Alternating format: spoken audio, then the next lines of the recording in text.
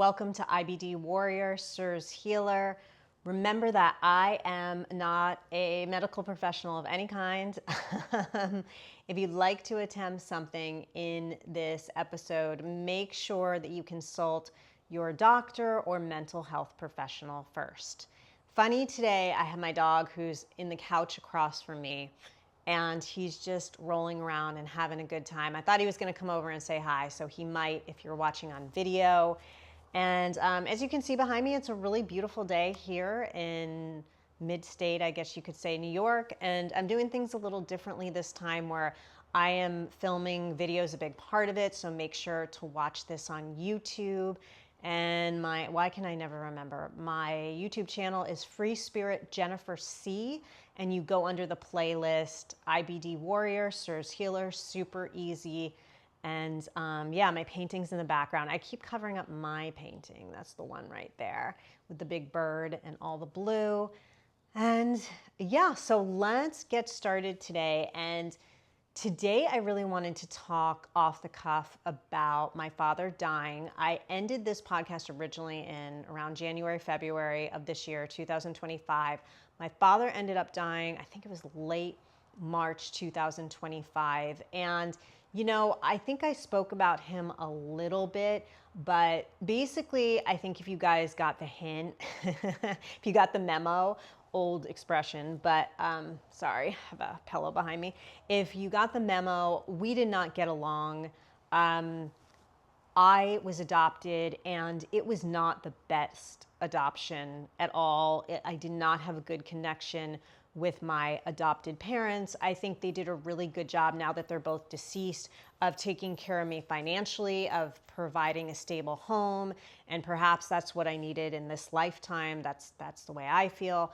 But in regard to the emotional stability and what I needed, especially as an, I hate to use the word empath because everyone uses it now, but as an empath, we'll just use the word, and as a metaphysical person and a healer and someone who's super sensitive, I don't think it was, well, I know now that they're deceased, it wasn't the best fit for me, which, that's how life goes sometimes. And when he died, I really didn't have much of a reaction. I mean, okay, that's not true. Let's just say that I didn't have, I think the normal reaction that people expect, right? The crying, the depression, the whole thing. Because, my dad was not a pleasant person. He was to other people. He wasn't a pleasant person to me behind the scenes for decades.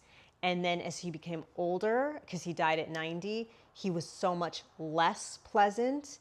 I could only be around him for at the most 2 hours at a time. And I had to really psych myself up to do that. And,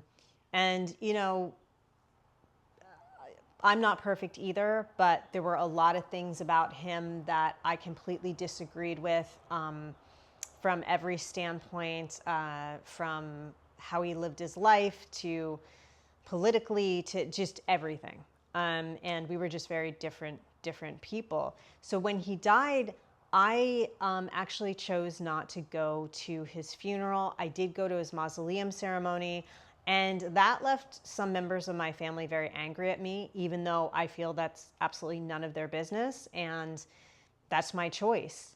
So when that happened, I realized, and I also had an incident that I really can't go into, like, publicly, I guess, where a family member of mine definitely showed their true colors.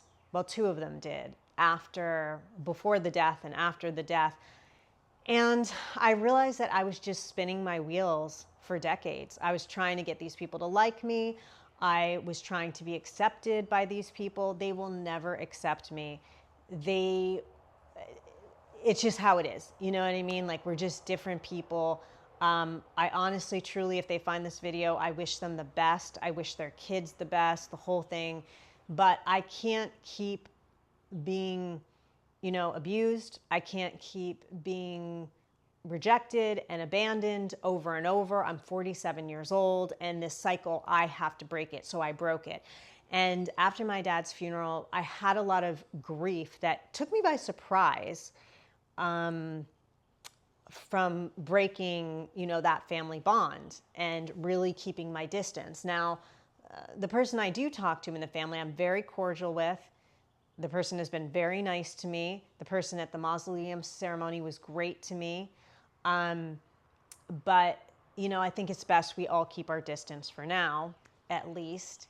And, it's been life-changing doing that. So many good things have happened once I let that part of my life go. I literally left that energy, and all these wonderful things started to happen in my life. Some of them I'll go into a little bit later, but one of them has been exploring my roots. I'm adopted from Colombia, so I've really been exploring being Colombian. I will be going back there. I'm very excited about that. Also, I have kept this a secret, but I've been studying with a Colombian tutor for now 5, almost 6 months. I just started to get into the intermediate level, of Spanish, which I'm so excited about. And, my goal is to be advanced by February, because that would be a year of learning. I'm not sure that's going to happen, but that's my goal. So really beautiful things have been happening in my life, and I feel so much calmer. I feel so much happier that I let go of that family situation. And, it's been easy in a way because my parents are both dead. So how much easier does that get, So anyway, I want to talk about my bowel movements when my dad passed away. It was the craziest thing because I'm trying to remember why I felt stressed before he died. It wasn't because of him. I don't know. Maybe it was because of him. Maybe because I had to go back and forth a little bit, but I really didn't in the end. I was going to go see him, and then he died.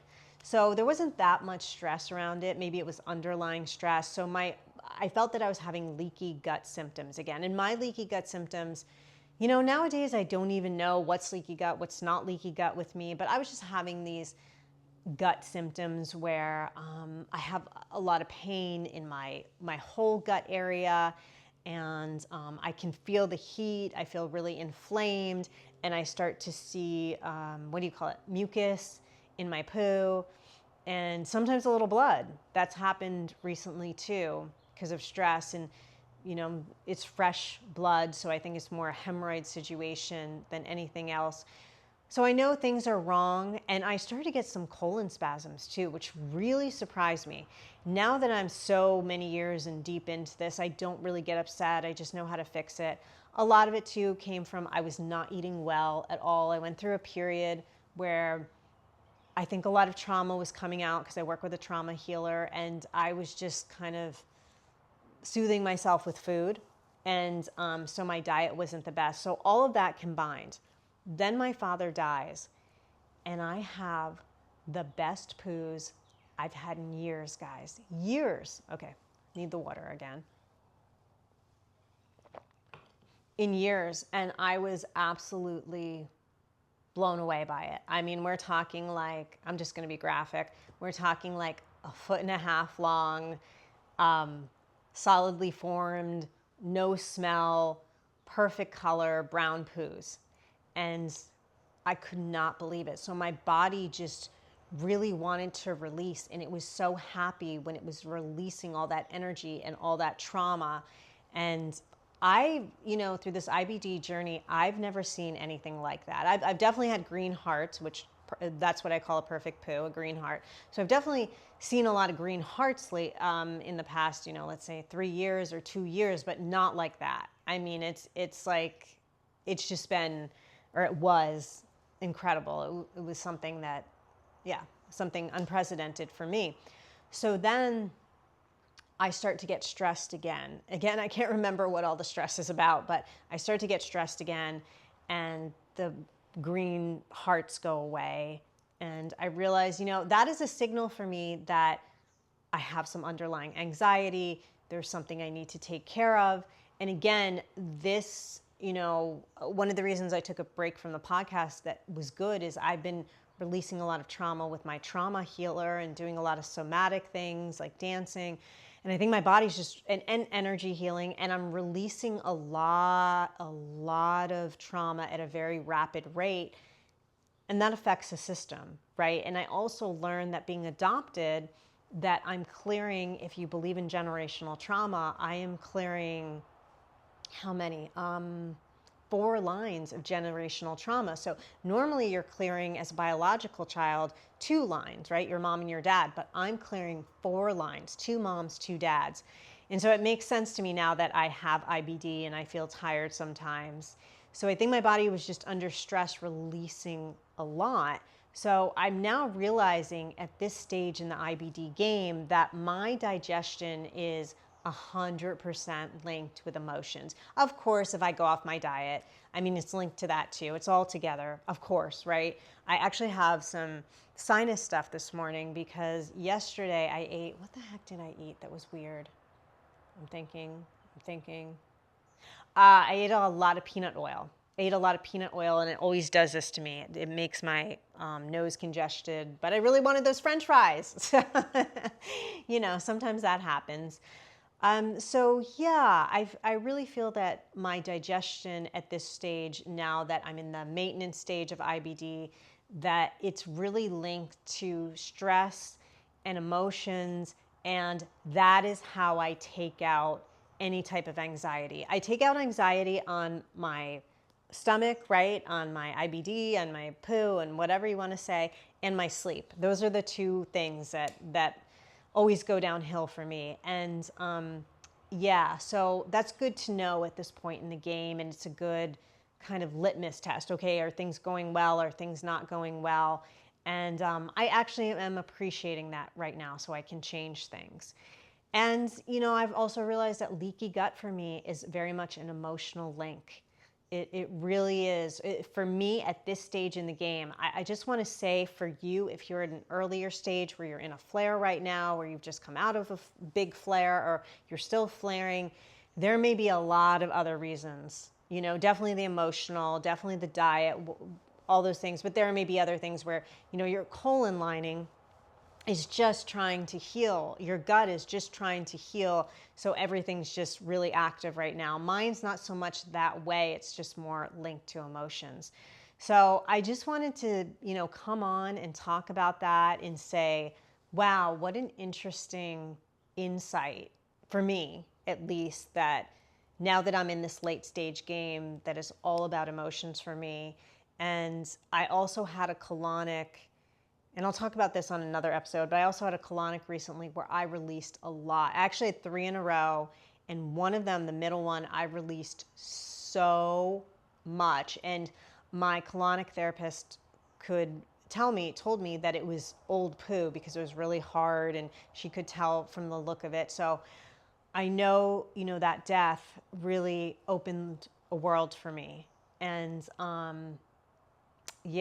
that's where I'm at. So make sure to subscribe on YouTube, subscribe wherever you listen, Apple, Spotify. You can reach out to me, Free Spirit Jennifer C on Instagram. Remember that account. I do not do IBD on that account. I do fun middle-aged things about being a middle-aged woman. So if you just want to support me, or you want to get to know me, or just have some fun between all the IBD stuff, that's a really good thing to do. Have some good energy. And you can also reach out to me at Free Spirit Podcasts, that's with an S, at gmail.com with any questions. And yes, I wish all of you a green heart day.